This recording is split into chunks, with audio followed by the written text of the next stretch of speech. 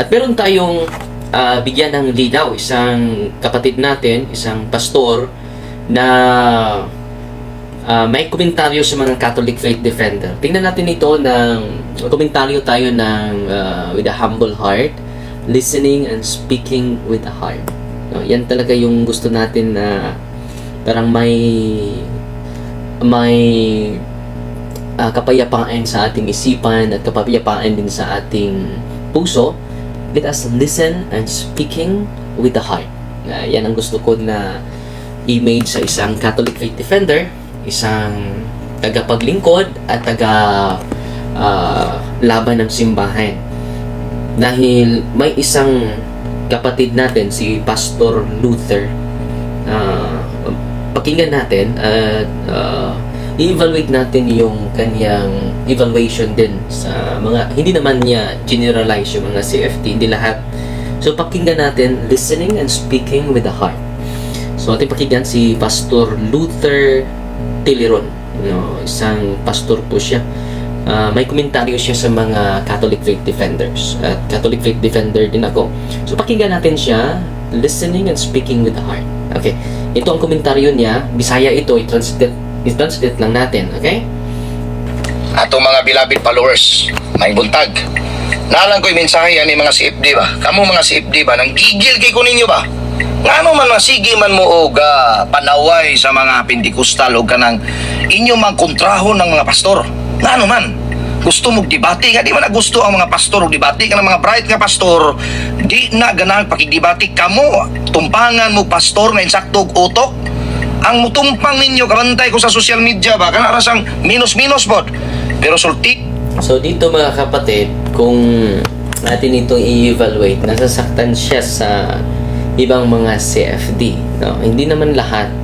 So unang-una, bakit nasasaktan natin mahal na kapatid? Dahil minsan tayo din ay nasusubraan yung ating komentaryo against sa kanila. At ito lang ang ilagay sa ating isipan at ating puso sa lahat ng mga Catholic Faith Defenders sa buong mundo. Na meron din tayong pagkukulang. Meron tayong pagkukulang din. Dahil minsan, we defend the truth with anger. Not with compassion.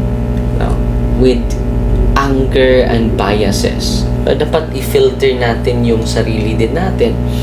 Dahil hindi maganda na nag-aaral sa iyo sa katotohanan pero yung asal natin na hindi mabuti din. So, dahan-dahan itong komentaryo niya ay nag-reflect din ako sa sarili ko na marami din akong baguhin sa the way I preach, the way I proclaim the truth should be with a humble heart. Yan lagi ang slogan natin. Fight Team Maria. Naging yung mga character ni Mama Mary, maging yan din ang character natin. Full of mercy, full of love, full of compassion. Para hindi naman sila malalayo sa atin. So yung wisdom ng simbahan, yung ecumenical spirits ay nasa atin. No? Hindi tayo magpadala sa ating emosyon. Dahil high emotion, low IQ, no? Low intelligence. Ito yung dapat nating mag-examine din tayo sa ating sarili. Totoo, wasto yung sinasabi natin, pero hindi na wasto yung ugali natin. Siguro ito lang siguro yung punto na nakita ko while I'm listening, I'm examining also myself, na meron tayo talagang pagkukulang ng mga defensor katoliko. Totoo, wasto yung sinasabi natin, wasto yung argumento natin, pero ang hindi wasto yung ugali natin Puno na tayo ng galit, puno na tayo ng biases. By the way, may magandang si St. Paul sa atin reminder, no? Sa Ephesians chapter 6 verse 12, hindi naman tao yung kaaway natin. Ang kaaway natin yung mga masamang espiritu, yung demonyo po. ang kaaway natin. So, movie recording has been stopped automatically. The card is full. Ihanta mo sa istorya na So, ko. Masuko din mo. Before natin ipatuloy mga kapatid, Mayong gabi ka na kung tanan. before natin ipatuloy si Pastor Luther na may negatibong komentaryo sa ating lahat, ating pakinggan siya with a humble heart. Dahil kapag pakinggan natin na puno yung pasensya na mo, may sa atin, i-erase pa natin, andali na ma-full yung card natin. Pero pasensya na mo sa hindi ko alam kung paano ito makuha, pero patuloy lang tayo mga kapatid, pakinggan natin siya. Hindi naman yung mga pastor yung kalaban natin, at ito din mismo ako may pagkukulang din, no? So sa ating live ngayon, humiingi ako ng paumanhin sa lahat ng mga pastor na nasaktan sa ating evangelization. May pagkukulang din kami, at patawarin niyo po kami. At sa lahat ng mga CFD na nakinig ngayon, sana let us defend the truth with a humble heart. Totoo talaga na humble, hindi hambog. Yan ang problema natin ngayon. We defend the truth with a humble heart. At minsan ako, guilty din ako minsan yan, no? So pakinggan natin. May buntag. Nalang ko'y mensahe ni mga CFD ba? Kamu mga CFD. Dahil ko sa social media ba, kanarasang minus-minus bod. Pero sultihan tamo sa istorya na ko. Masuko din mo na ako Kamong mga CFD, paghilom mo, isugo pa mo sa inyong pare. Kami diri sa Lanao del Norte, nabi may ecumenical. So sa tanong niya, sinugo ba kayo na mga pari ninyo? Unang-una, yung ating organization ay connected talaga sa mga kaparian. At meron din ibang mga CFD na hindi na connected. Dapat obedience po tayo sa mga pari natin, lalong-lalo na sa ating mahal na obispo, dahil yan ang kinakailangan natin At kailangan din ng formation ng mga Catholic Faith Defender para hindi basta-basta lang na magsasalita sa market preaching, tira ng tira. Hindi naman tayo mga komentarista. At aaminin ko na guilty din ako dyan. So, unang-una, mga CFD, lalo na dito sa Diocese of Tagbilaran, konektado talaga sa mga pari. Lahat ng transaction ng mga CFD ay ipinagkintulot. Ako din yung spiritual director dito. At ang pakiusap sa ating manang obispo, harapin natin sila with a humble heart. Yan talaga ang image na gusto ni Bishop Alberto dito sa ating Bishop Alberto Uy sa Diocese of Tagbilaran. Haharapin natin sila with a humble heart, with full of mercy, with full of compassion. Dahil yan ang isa sa mga rason na lumalayo yung iba sa ating simbahan dahil sa masamang ugali ng pari, masamang ugali ng cluster leader, masamang ugali ng mga leader ng simbahan. Yan ang isa sa mga mabigat na rason.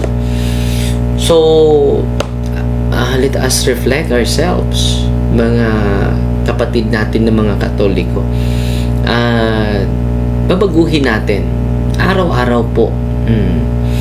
Araw-araw, may kanta, di ba? Binabago niya ako araw-araw, binabago niya ako araw-araw.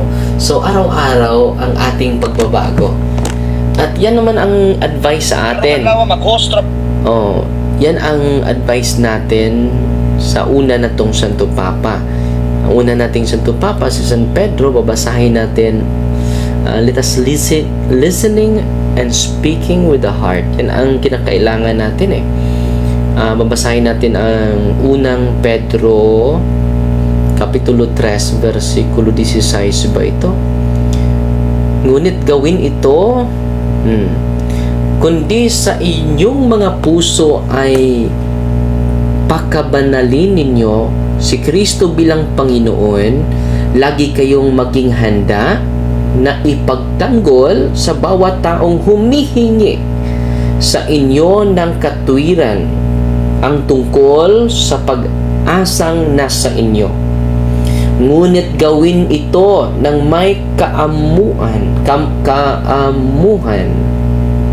at paggalang, na with great compassion and with great respect. Ingatan ninyong malinis ang budhi, ating konsensya, upang kapag kayo ay inalipusta ang mga nagsasalita ng laban sa inyong mabuting paraan na pamumuhay kang Kristo ay mapahiya. So, dito ay hikayat tayo ni San Pablo na butihin natin yung ating asal. Dahil yung mga tumuligsa sa atin at with great humility, humble tayo, mapahiya sila sa kanilang sarili. So, panawagan ko po sa mga Catholic faith defender, we need to have an ecumenical spirit in defending the truth. Hindi puro galit ang ating isiwalat. Sana, let us fill our heart with mercy, with compassion, with humility. Yan ang dasal ko sa mga Catholic faith defenders. Para hindi na malayo natin yung mga pastors, hindi din malayo natin yung mga membro nila. So, even ako may guilty ako niyan. Guilty po ako niyan. So, sinisikapan ko ngayon na i-proclaim ang katotohanan with a humble heart, with a loving words, with a compassionate words. Hindi yung sumisigaw, lagi tayong sumisigaw, galit na galit tayo. Mawala yung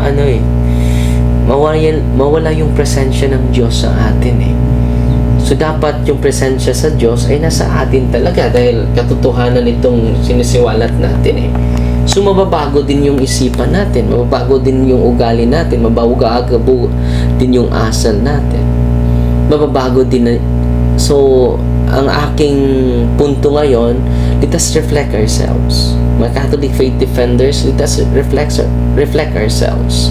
Let us contemplate our weaknesses, ang ating pagkukulang din sa mga pastor. Pati ako, nag-reflect din ako ngayon na dapat meron tayong baguhin. Nga mo adto sa mong simbahan, magpakaon mi dito, naami service karon nga hapon. Ya kamong mga CFD, magsige mo ngaw dauton ninyo ang mga pastor. Unsa man? Kamo nga mga gahi mo mga ulo mo mga correct, bright most Bible. Unang-una din kapatid na Luther, Pastor Luther, bakit din sumasagot yung mga Catholic faith defenders? Dahil meron din mga pastor na mga fundamentalista. So, merong ecumenical approach ang simbahan, hindi sa lahat na pagkakataon din na ecumenical ang approach lang ng simbahan. Dahil meron na bang mga kasamahan mo na very aggressive, very fundamentalist, inaatake, katulad ni Pastor Archie, na kung narinig mo, laging umaatake sa simbahan. Dapat ang CFD din ay sasagot, magdidefensa din, mag-clarify sa mga ina-accuse ng mga kasamahan mong pastors. Kung ecumenical yung ibang pastor, well and good, naka-appreciate po tayo. Pero hindi ecumenical yung iba inimical. Laging tumutuligsa sa simbahan, laging umaatake, nagprotesta ng simbahan. So, yan ang misyon ng CFD, Pastor Luther. Sasagutin talaga yung mga maling interpretasyon ng mga kasamahan mo na pastor. Yung maling information mo din, yung maling image mo sa simbahan, i-correct din sa mga Catholic faith defender. At huwag kang masaktan. Huwag kang masaktan yan. Sagutin mo din with a humble heart. Huwag kang magalit. So, nakita ko sa iyo din, galit na galit ka So, paano mo i-correct kung mismo yung ugali mo ay dapat din i-correct? Di ba? So, So, nanginginsulto ka na sa mga Catholic faith, hindi din maganda yon. Yan din ang baguhin mo, kapatid, sa sarili mo. Kung mag-correct tayo, dapat ibigay natin yung fraternal correction, hindi yung fraternal condemnation. Pero yung mga salita mo din ay maanghang na maanghang, parang nag-humiliate ka na ng mga kapatid natin na mga pastor, nag-humiliate ka na ng mga kapatid natin mga CFD. We have the right to correct each other. So, ating right is fraternal correction. Pero ang salitang mo is fraternal condemnation na eh. No? Bawas-bawasan mo din, kapatid, at examine mo din yung sarili mo, ha? Dahil hindi na maganda, hindi na naayon yung salita mo sa inaasal mo din. No, very humiliating na din yung ibang salita mo. Hindi maganda, kapatid. So, bago tayo mag-correct sa iba, i-correct din natin. No? Hindi mo nagustuhan yung ibang CFD na namimersonal, pero ang ginagawa mo, namimersonal ka na eh. So, ang pag-invite ko lang ngayon, i-examine din natin yung sarili natin, Pastor Luther. At humihingi din tayo ng paumanhin sa bawat isa. Sa pamagitan niyan, Akong tanaw ninyo ba? there is peace in our heart. Mura mo ag mga modern day Parises. Unsay mo pasabot mga binag-o nga mga Parisiyo. So, kita mo, kapatid, na nag-judge ka na eh. So, ngayon, let us acknowledge na meron ding pagkukulang ang mga pastor. Meron ding pagkukulang ang mga Catholic faith defenders. Inaamin ko po yan. At pasensya na po kayo at humihingi po ako ng tawad sa inyo. At bawat isa natin ay may pagkukulang eh. So, ngayon, ang pakiusap ko sa ating lahat ay let us mellow down our high-pitched emotion, anger, biases, and let us contemplate ourselves.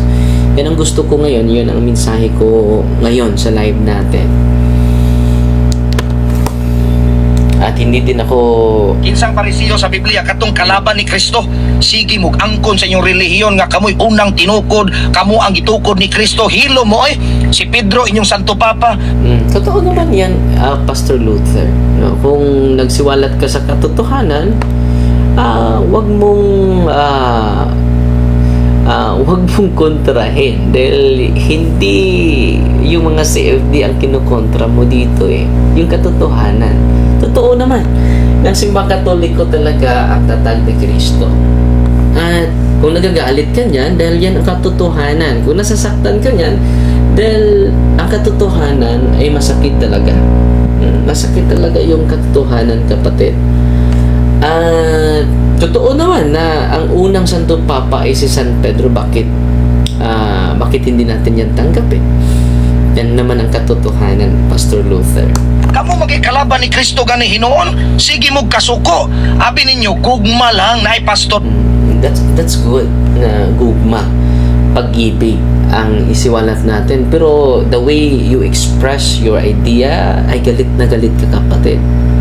No, galit na galit. Hindi naaayon, hindi naaakma yung salita mo sa yung sa reminder mo sa yung salita. Dapat makikita din na hindi tayo galit. Kung merong mga CFD na galit sa pastor at meron din pastor na galit sa CFD, di ba? Paano mo makorek yung isang tao na mismo ikaw ay dapat din i-correct, di ba? Nga naa sa Facebook nagwali, nagsangyaw, mitabang sa mga tao, no? Espiritual sa kalagnon nga paagi sa material kung naay katap. That's good. Ipagtuloy mo yan, kapatid, na yung kabutihang gawa mo, ipatuloy mo yan. Maganda po yan. Maganda po yan. I really appreciate, I really admire you. Pero kung puno ka na din ng defense mechanism sa mga kasamahan mo, nandito na sila, Brad. Dadaan yung sa nila. Dadaan.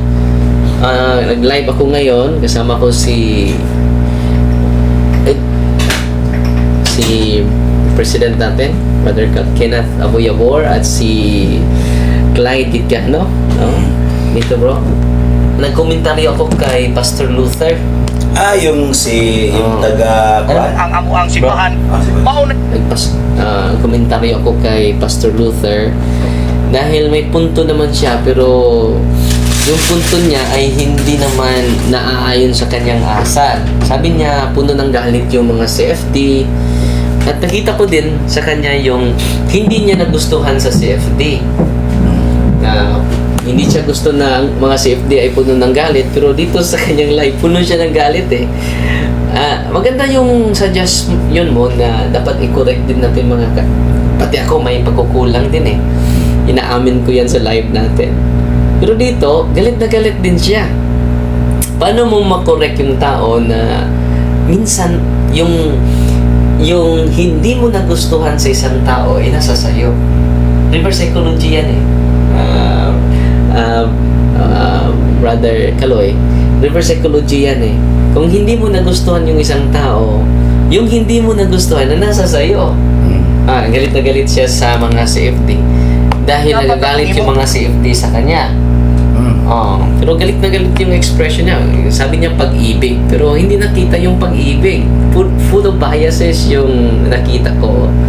Full of judgment. Being judgmental, full of anger. Pakinggan natin. sa community, dili sige debate. Ako ra bang tanaw ninyo, dili siguro tanan para di mo masuko tanang CFD. Calling tanang CFD. No, dili ko nasuko ninyong tanang CFD. Pero kanang mga CFD akaw nabantayan na ba ninyo? Mura mo kapitulo baba, bersikulo baso. Halos ninyo gusto Nakita ninyo? Nag-judge na siya. Judgmental. Walang good. Hindi naman masama iinom ng wine. 1 Timoteo chapter 5 verse 23. Ang pinagbawal sa simbahan, yung paglalasing. Yan ang pinagbabawal. Kapatid na Luther, may punto ka na i-correct ang mga hindi magandang asal. I am one with you na i-correct talaga na yung sobra na yung emotion natin, tama yung sinasabi ng mga CFD, pero yung asal naman ay hindi na wasto. At nakikisa po tayo kay Bishop Alberto niyan. Ang gustong image ni Bishop Alberto, yung mga CFD is tatak CFD with a humble heart talaga. At yan din ang krusada namin eh. At pero yung character na hindi mo gusto ay nasa sayo din. Puno ka ng galit, full of biases, full of being judgmental. Kapitulo bersikulo baso. Alam niyo naman Brother Jando, hindi yan mahilig iinom ng wine. Si Brother Wendell, hindi din. Hindi lahat. Nakita ko sa'yo na you humiliate some of the CFD dahil sa kanilang asal. Pero hindi naman maganda. I-correct lang natin. Dapat natin isiwalat ang magandang balita with a humble heart. At hindi sa base sa galit. Pero sige inom di og pampahubog. Palahubog siguro mo ba? Kamu mga CFD, wagin mo yung mga ayog yun. Pag-umos yung kinabuhi, dili kay sabi mo, pag bago kayo sa inyong sarili, hindi maganda yon, no? Magbago tayo. Hindi ang mga CFD lang ang magbago, pati tayo, Pastor Luther, pati ako. Sabihin mo, magbago kayo. Hindi ka kasali. Pati siya, magbago din. Nag-implied kayo na ikaw ang perfect, yung mga CFD ay imperfect. Magbago kayo! So, ang panawagan natin, Pastor Luther, pati si Father Darwin, magbago din. Pati ikaw, Pastor, magbago ka rin. So, lahat tayo ay magbago. Sabi ko sa inyo na may awitin na binabago niya ako araw-araw, no? Binabago niya ako araw-araw. So, binabago tayo dahil may awitin din eh. Let there be peace on earth. Let there be peace on earth. And let it begin with me. Hindi sinasabi doon, Pastor Luther, let there be peace on earth and let it begin with you. Hindi ka kasali eh. No? Kaya mga CFD, magbago kayo. Ang panawagan ko sa mga CFD, pati sa mga pastor, magbago tayo. Amen? Magbago tayo, hindi blaming each other. Ngaw. Labanan ang reliyon, wagi kakasabot sa Biblia nga ang Biblia nagtudlo relasyon ang atong kaluwasan. Diha sa Ginoo dili relihiyon makaluwas, si Kristo maoy makaluwas. Ay, Totoo naman yan, Pastor Luther. Si Kristo talaga ang tagapagligtas. At kaya nga nagtayo siya ng simbahan para magpatuloy sa kaligtasan, sa gawain sa pagligtas ng sangbayanan. Pero mag-ingat din tayo, Pastor Luther. Dahil Luther yung pangalan mo, Martin Luther din yung unang humihiwalay sa simbahan. No? Mag-ingat po tayo. Dahil may mga bulaang propeta sa huling mga araw. Mateo chapter 24. Buong chapter po yan. May aangkin na siya ay Kristo. Natutupad po yan. Mga bulaang propeta. Natutupad po yan. So, ang mga Catholic faith defenders ay patuloy lang na sumisiwalat sa katotohanan. Paano yun? Tinatanggap natin si Kristo. Pero hindi natin tinatanggap ang kanyang simbahan na kanyang mismong tatag. Hindi buo yung pagtanggap natin ni Kristo. Alam mo, Luther, Pastor Luther, kung ang born again talaga ang tunay, iiwanan ko agad-agad ang simbahang Katoliko. Yan ang challenge ko it is all about humility, Pastor Luther. No? So, kung nasasaktan ka sa katotohanan na sisiwalat ng CFD, ay yan po yung kalayaan mo po yan. It is your right. No? Pero, kapatid na Luther, dapat mapakinggan mo din yung katotohanan. At wasto yung sinasabi mo na dapat yung mga CFD with a humble heart talaga. Yan ang krusada namin, Bro Kaloy. Yun din ang krusada sa mga Catholic Faith Defender dito sa Diocese of Tagbilaran. Yan ang laging inahabili ng aming mahal na obispo na dapat puno ng pag-ibig ang ating pagsiwalat. Pero struggle yan hindi yan proseso yan, Brother Kaloy Hindi yan instant na mabago natin yung mga kapatid natin. No? So, sa panawagan mo, ay huwag kang mag-alala. Nanawagan din ako na sa mga Catholic Faith Defenders sa buong Pilipinas, sa buong mundo, let us be consumed with the great love of God in defending the truth. Let us be consumed with the great compassion of God, with the great mercy of God. Hindi naman tao yung kaaway natin, kundi yung demonyo. Kaya nga, ina-highlight ko sa live natin ngayon, let us listening and speaking with the heart. Listening, may punto naman si Pastor Luther kung gusto niya na mabago yung asal ng mga Catholic Faith Defender. Yan ang nakita ko ng punto. Pero yung pagbabago, kapatid, hindi lang yung iba, pati na din yung sarili natin, baguhin natin. Okay? Manawagan tayo na yung iba ay mababago, una natin panawagan, baguhin natin yung sarili natin. But how about sabi niya Padre, na wala daw relasyon daw. Oo. Yun ang kahulugan ng religion Relationship between God and man. No? Paano tayo makapunto sa langit without religion? So, hindi niya na dapat pag-aralan natin ang term religion. Definition of term. Then yung religion is relationship between God and man. So, pinaka-importante ang religion talaga. Kung hindi pa importante rin religion or simbahan, bakit nagtatag si Kristo ng iglesia? Bakit nagtatag si Kristo ng simbahan? Because the church is instrumental cause of salvation, Brother Kaloy. But the Lord is the principal cause. So, kung ang Diyos ay gumagamit ng instrumento, dahil sinisiwalat nila na wala ng reliyon na makapagligtas, insulto yan sa Panginoon. Instrumental cause ang simbahan. Hindi siya ang source of salvation, but instrumentally. So, dapat malaman natin yan. Principal cause is God. The instrumental cause is His church. Kung walang simbahan, paano ka mabuo ang Biblia? Na-produce ang Biblia dahil sa simbahan yan Dahil sa pagsiwalat ng unang iglesia sa mga panahon ng mga apostol. Yan ang totoo. Kung wala ang simbahan, wala tayong basihan sa evangelization natin. Wala kayong Biblia na gagamitin. Bunga yan sa simbahan eh. Kung sabihin na, hindi importante ang simbahan. Importante relasyon. Saan ka ba nakakuha ng relasyon sa Biblia? Sino bang nag-produce ng Biblia? Ang simbahan, ang tunay na simbahan. Kaya nga, yung ama ninyo, Brother Pastor Luther, si Martin Luther, ang kapangalan mo, sabi niya, utang sa atin ang salita ng Diyos sa simbahang Katoliko.